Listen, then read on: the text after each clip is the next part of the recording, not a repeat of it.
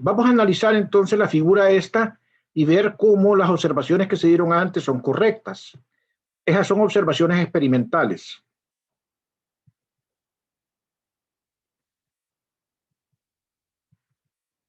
Dice la primera: el campo magnético es perpendicular a la dirección de la corriente y al vector de posición relativa donde se mide el campo magnético hasta la fuente. ¿Qué significa eso? Que el campo magnético va a ser perpendicular a este DDS que está acá y va a ser perpendicular también a R, ¿verdad? Va a ser perpendicular a DDS y a R. Miren esta figura que está acá. Aquí tenemos DDS y aquí tenemos el vector R relativo, ¿verdad? Que va del DDS al punto de campo. Entonces, si esto define esta R y DDS está en el plano de la página aquí, entonces DDB va a ser hacia afuera, perpendicular al punto perpendicular al plano definido por R y por DDS. Entonces ahí tenemos la primera condición. La otra condición dice que la magnitud del campo magnético es inversamente proporcional a R cuadrado. Bueno, eso ya lo vamos a escribir acá, ¿verdad? Aquí lo vamos a escribir acá en la fórmula. Eso lo que indica es que la magnitud del campo magnético va a ser inversamente proporcional a este R que está acá, que es el vector relativo, ¿verdad? O sea, el vector que va del punto de DS al punto de campo. Lo otro que dice es que la magnitud del campo magnético es proporcional a la corriente y a la longitud del elemento de corriente. O sea que la magnitud del campo magnético va a ser proporcional a la corriente y a la longitud de DS que está acá. Hay un micrófono ahí que nos está haciendo un poquito de ruido. Por favor, si lo pueden apagar.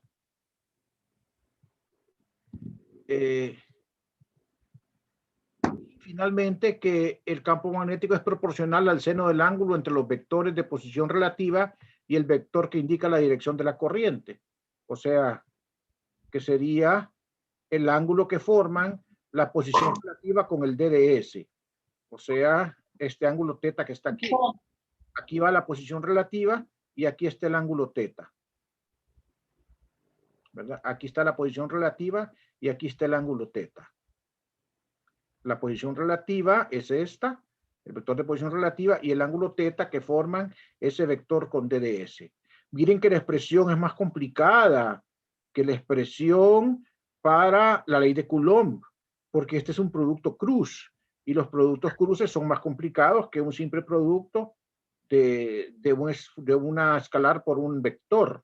Esto es más complicado, ¿verdad? Entonces, por esa razón es que hay que analizar con cuidado aquí la geometría, ¿verdad? Hay que analizar con cuidado la geometría en este caso. Voy a volver a hacer aquí la figura para que me comprendan. Aquí tengo el alambre. Voy a tratar de dibujar un poco más claro. Voy a tomar aquí un DDS. Un poquito con estos lápices.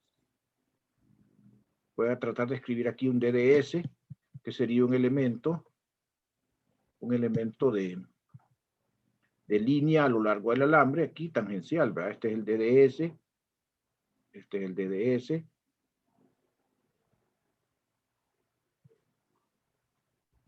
Este sería el DDS.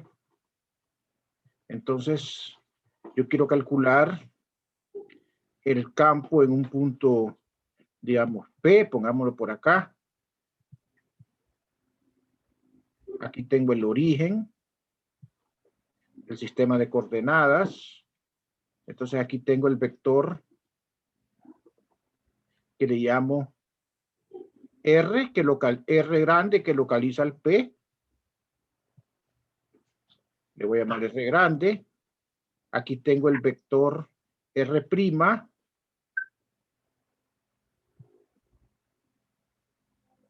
que localiza al elemento DDS. Y el vector relativo sería este, ¿ve? El que va del P al DDS, o sea, el R, ese sería el R, ¿verdad? Que sería R menos R'. R' menos R, perdón, ese sería el vector relativo. Entonces, el vector relativo con el DDS tienen que formar necesariamente un ángulo, ¿verdad? Y ese ángulo es el que va a ir aquí en el producto cruz. Entonces, la fórmula esta que está acá, donde dice que el campo es mu sub 0i sobre 4pi, integral de DDS sobre R, este integral es sobre la línea, ¿verdad? Sobre toda la línea de DDS cruz R. Fíjense bien, aquí va R unitario, ¿verdad? No va R, sino que va R unitario. Aquí va R cuadrado. Si ustedes ponen R acá, tienen que poner R cubo abajo, pero aquí va R unitario, o sea, el vector unitario a lo largo de la dirección del vector relativo R. ¿Ok? Entonces ese es el que va aquí, R unitario, y aquí va R cuadrado. Ya esto se va a aclarar cuando miremos el cálculo con algún ejemplo, el uso de esta fórmula que aparentemente es un poquito complicada. Solo no pierdan de vista, ¿verdad? Que este R es la magnitud del vector que va del elemento de corriente al punto donde quieren calcular el campo. Así de simple, ¿verdad? Y este DDS es un elemento de línea que va a lo largo del alambre, que va a tangenciar al alambre.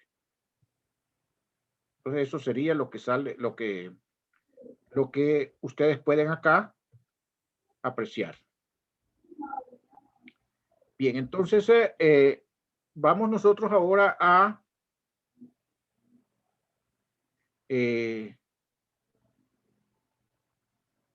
pasar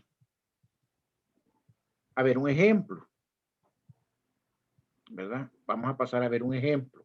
Aquí nos va a quedar un poco más claro cómo es que funciona esa fórmula. Entonces, queremos calcular el campo magnético para un conductor que transporta una corriente filamental. Filamental significa que está en un hilo. Entonces,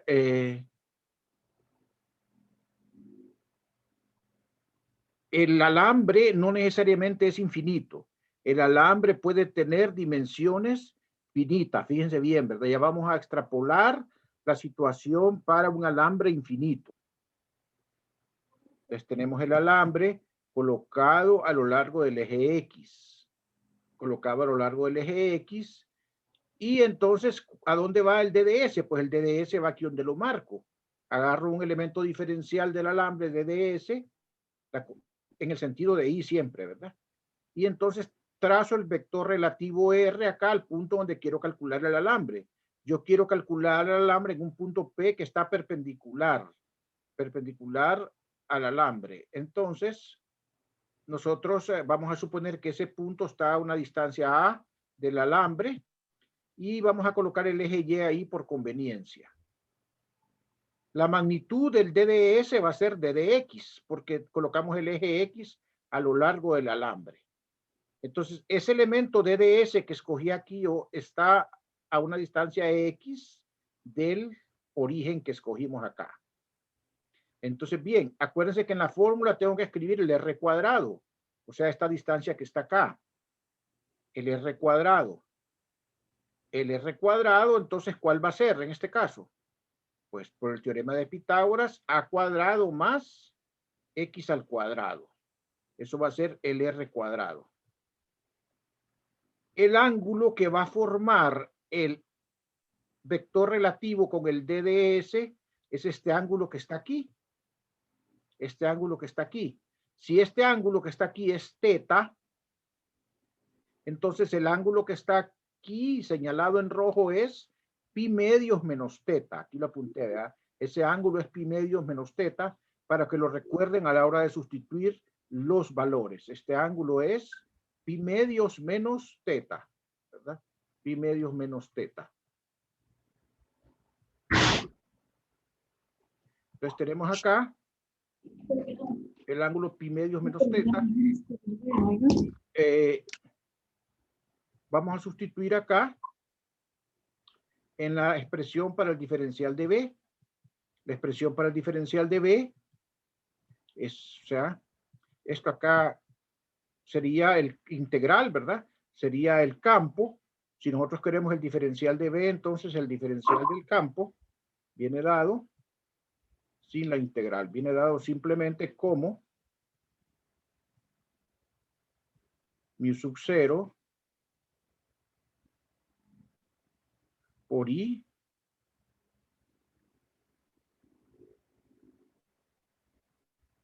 ¿verdad? Por DDS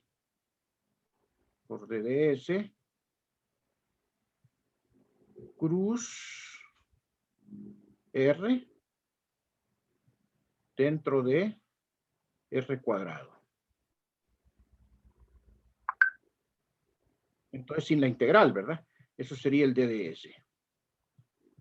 Entonces, ustedes vienen acá y sustituyen. Vamos a calcular primero el DDS cruz R. El DDS cruz R, ¿verdad? Va a ser entonces la magnitud de DDS cruz R por el vector K. ¿Por qué razón? Porque DDS va en dirección de X unitario y R va en esta dirección que está acá.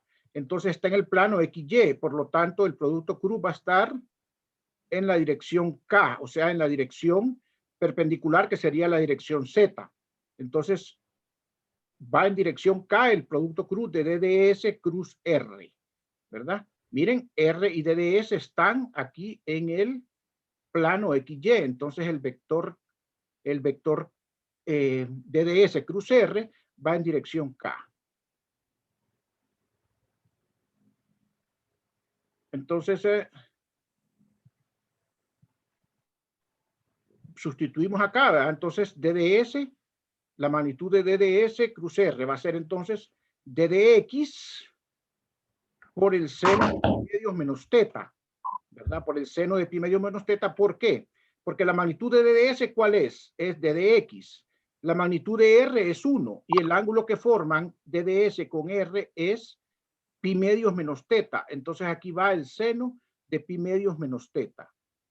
Pero el seno de pi medios menos teta es el coseno de teta. Por lo tanto, simplemente aquí queda coseno de teta por DDX. Entonces, el diferencial de campo magnético va a ser, pues, DDB por la dirección que es K. Entonces, ¿qué va aquí? Va mu sub 0 I sobre 4pi. Mu sub 0 otra vez es una constante, ¿verdad? Mu sub 0 es una constante, que es la que introdujimos aquí antes. Mi sub 0 sobre mi sub 0 es una constante que se llama la permitividad del espacio, ¿verdad? No, todavía no nos hemos familiarizado con ella, pero esa hace un papel parecido al de la epsilon sub 0. Entonces, mu sub 0 es una constante y mu sub 0 entre 4pi, pues va a ser otra constante. Entonces, ustedes sustituyen acá, queda mu sub 0 sobre 4pi i, y entonces como ya tenemos acá que ds cruz r es I coseno teta, entonces va aquí entre R cuadrado y aquí faltó, ¿qué faltó? Pues la K, ¿verdad? Faltó la K. Y va el D de X porque es parte acá del DS cruz R.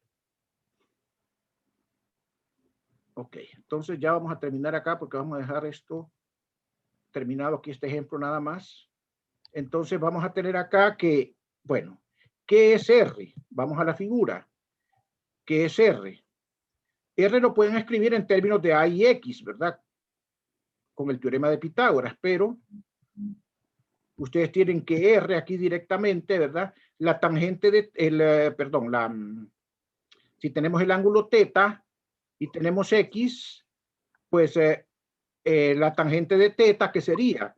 La tangente de teta sería el lado opuesto que es X entre A. El coseno de teta, ¿qué sería? El coseno de teta sería el lado adyacente que es A entre la hipotenusa que es R. Entonces, si nosotros tomamos en cuenta eso, acá vamos a tener entonces que R es A entre coseno teta y que X es menos A tangente de teta. ¿Por qué el signo menos?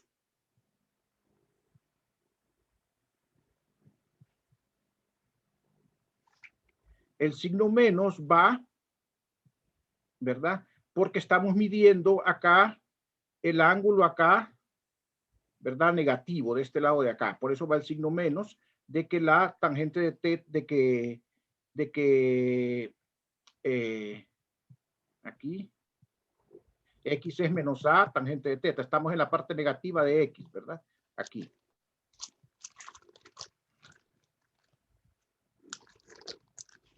Entonces, si sustituimos acá, aquí había un error que aquí lo corregimos desde el periodo pasado. DDB sustituimos, ¿verdad? Entonces va a ser menos mu sub 0i sobre 4pi entre a coseno teta de teta. Entonces escribo acá lo que corresponde a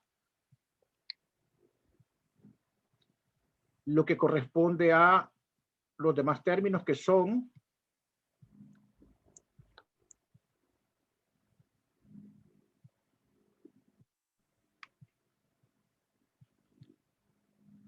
r cuadrado.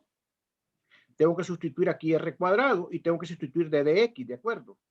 Te sustituyo r cuadrado y sustituyo d de x. Acuérdense que r es a entre coseno teta y que x es menos a tangente de teta. Si ustedes toman el diferencial de x, eso sería menos a secante cuadrado de teta. El diferencial de x sería menos a secante cuadrado de teta.